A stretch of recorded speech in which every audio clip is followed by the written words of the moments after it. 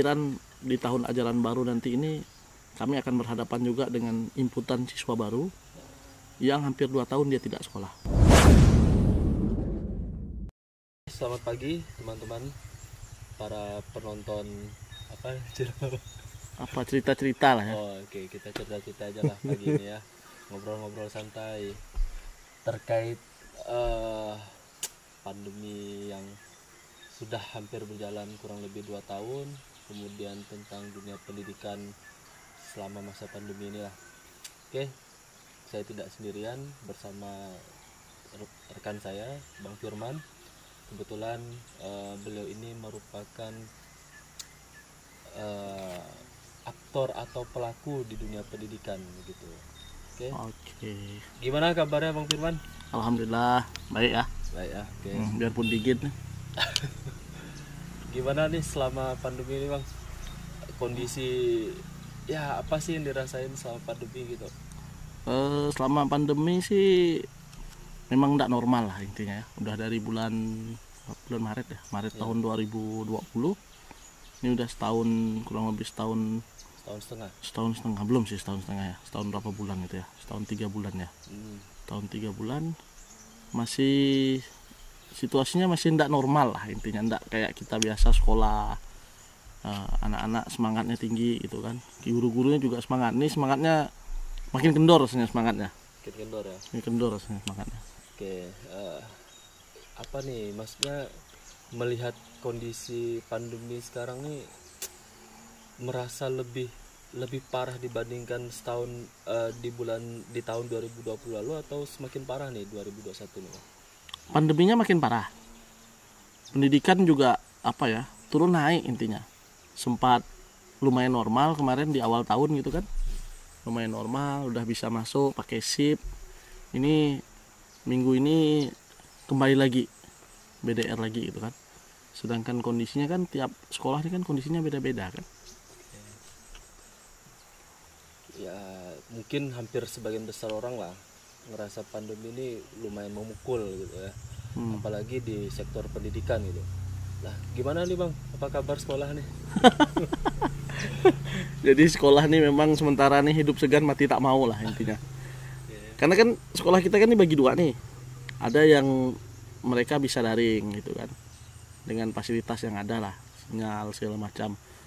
Kalau kayak kita nih kan memang sinyal nggak ada, jadi nggak bisa daring gitu kan. Sedangkan kondisinya ya COVID ini udah mulai masuk kampung kayaknya. Balik kampung COVID. Tapi saya melihat menarik sekali nih Bang sebetulnya, sekolah tidak ada akses internet, tapi punya terobosan-terobosan yang menarik menurut saya gitu. Jadi seperti adanya ulangan dalam jaringan ya gitu ya. Ya. Tapi sebelum jauh ke sana, mungkin gimana nih selama kondisi belajar daring, siswa-siswa aman enggak? Sementara ini kalau daring kita memang enggak terlalu merasakan daring gitu kan. Karena kan kalau di sini kalau libur ya libur. Karena kan kondisinya sinyal enggak ada di desa-desanya kan. Jangankan sinyal kan, listrik pun siang hari enggak ada mereka. Jadi serba salah posisinya gitu kan. Sedangkan di posisi guru-guru menyiapkan tugas kemarin, sempat kita siswa ngambil tugas ke sekolah. Itu sih masih lumayan lah, tercover lah kan, biarpun tanpa bimbingan, ngambil tugas udah pulang gitu kan. Ngerjakan kumpulkan lagi kayak gitu. Kalau mau kayak di kota ada yang pakai WA misalnya, difoto ke WA, di sini kan ya sinyalnya enggak ada, gimana mau WA gitu kan. Kondisinya. Kebetulan sempat dengar nih Bang isu-isu atau rumor lah, selama masa pandemi ini ada beberapa sekolah itu yang siswanya hilang gitu Bang, dalam tanda kutip gitu. Iya. Gimana tuh Bang menurut, atau di sekolah Abang sendiri ngalamin nggak gitu? Ya, di awal tahun 2021 itu kan baru bisa kita lihat secara lengkap lah ya. Kalau di 2020 kan memang di awal-awal itu kan memang awal-awal pandemi kan memang off sama sekali kan. Komunikasi juga lumayan terputus lah.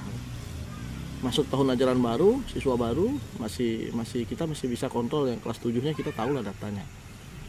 Di kelas di 2021 kita mulai cek ulang semuanya, dan memang ada beberapa siswa, kalau tidak salah saya kemarin terakhir ada 4 orang siswa yang memang berhenti sekolah.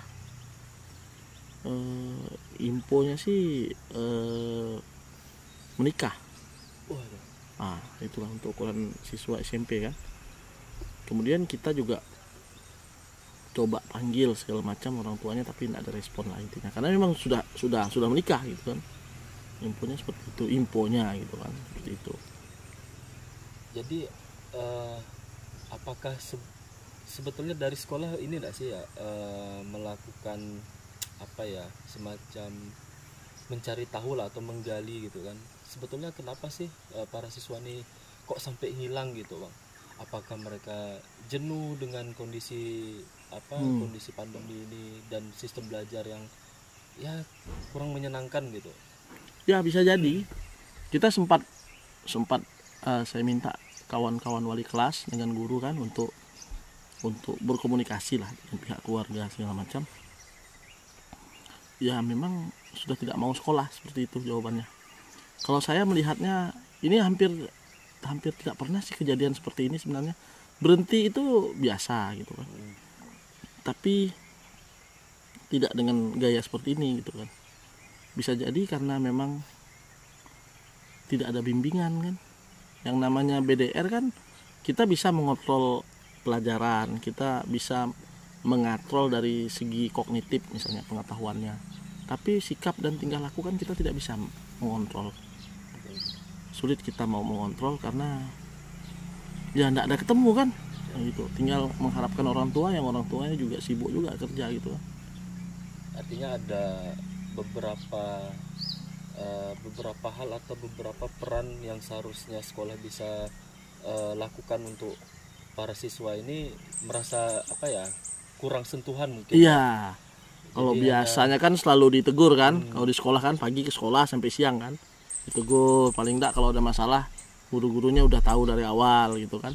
Kalau ini kan mereka cuma berdiam diri ya di rumah kan, dengan kondisi ya serba kekurangan fasilitas segala macam, mungkin ya kepikiran lah hal-hal yang aneh-aneh dan segala macam, sehingga kejadiannya ya seperti ini kejadiannya gitu.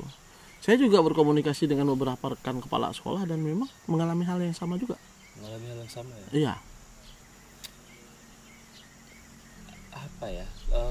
Saya pun sempat bingung juga sih. Gimana sih supaya kondisi pandemi ini terus esensi pendidikan tidak berkurang atau bahkan sampai hilang. Tapi ya gimana coba, ini akses atau fasilitas internet aja kita sulit gitu kan. Iya. Meskipun ada, tapi ada yang kurang nih rasanya gitu. Iya, macam-macam caranya. Di tahun ajaran baru 2020-2021 kami pernah mencoba pakai sistem antar gitu kan. Antar ya berkas ya kan. Pernah kami coba. Cuma kendalanya siswa di sini kan hampir 190 orang. Kemudian ada di sini kita terdiri dari 4 desa yang siswanya sekolah di sini. Jaraknya yang paling jauh ada 10 km. Lebih malah 10 km ya. Dan jarak-jarak yang paling dekat ya sekitar 500 meter. Jadi jaraknya lumayan jauh gitu kan. Dan itu juga memompa energi guru dan segala macam. Tuh, kemudian kalau udah diantar kan otomatis diambil. Seperti itu kan. Udah kita coba, ternyata tidak terlalu efektif juga. Kemudian kita putuskan sistemnya siswa mengambil ke sekolah 1 minggu 1 kali. Itu yang lama berjalan. Jadi mereka datang ke sekolah, ngambil tugas dari semua guru. Hari Senin kelas 7 waktu itu. Nanti Senin depan dia kembalikan lagi ke sekolah. Selasa kelas 8. Kemudian Rabu kelas 9. Mereka kembalikan lagi ke sekolah. Nanti gurunya koreksi gitu kan di sekolah sampai hari Jumat guru-gurunya masuk. Kemudian hari Seninnya kembalikan jawabannya sekaligus memberikan soal yang baru. Sampai waktu itu kita buat lembar kerja khusus lah untuk siswa yang sedang dengan kondisi kayak sekarang gitu kan. Artinya tidak ada penjelasan berarti, penjelasan materi dari guru? Ada. tapi cuma singkat saja lah gitu kan. Nggak mungkin juga karena anak dikasih tugas semua mata pelajaran, berarti 10 mata pelajaran kan, satu hari kan, gurunya mau menjelaskannya gimana kan. Memang sulit. Akhirnya waktu itu kita buat kayak model LKS yang di dalamnya ada penjelasannya, ada langkah-langkahnya, ada soalnya. Soalnya juga enggak banyak. Saya paling banyak 4 soal saja satu mata pelajaran. Jadi kalau